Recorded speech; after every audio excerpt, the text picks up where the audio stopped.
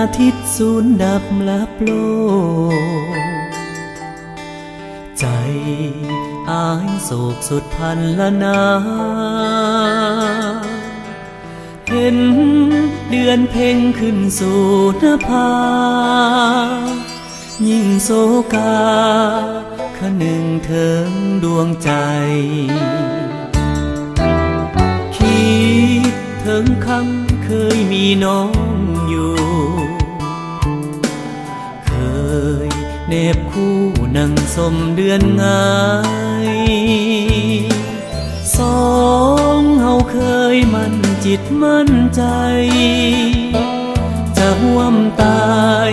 มอบใจให้แก่กันพอน้องมาจากไป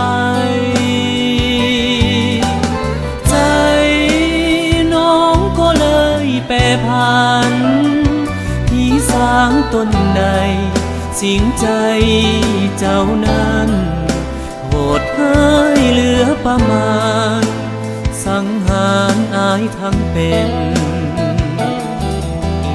หากอายนี้เลื่อนลอยสูญดับบ่หวนกลับคืนมาให้เห็นน้องทำลายอายอย่างเลือดเย็นข้าทั้งเป็นโทษใจน้องสร้างดำ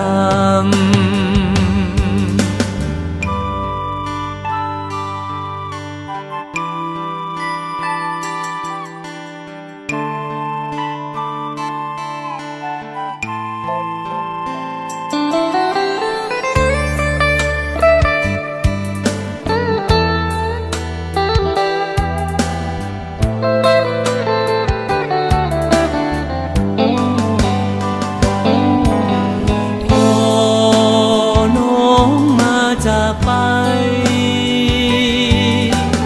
ใจน้องก็เลยแปรผันที่สร้างตนใดสิ่งใจเจ้านั้นโหดให้เหลือประมาณสังหารอายทั้งเป็นหากอายนี้เลื่อนลอยสูญดับบ่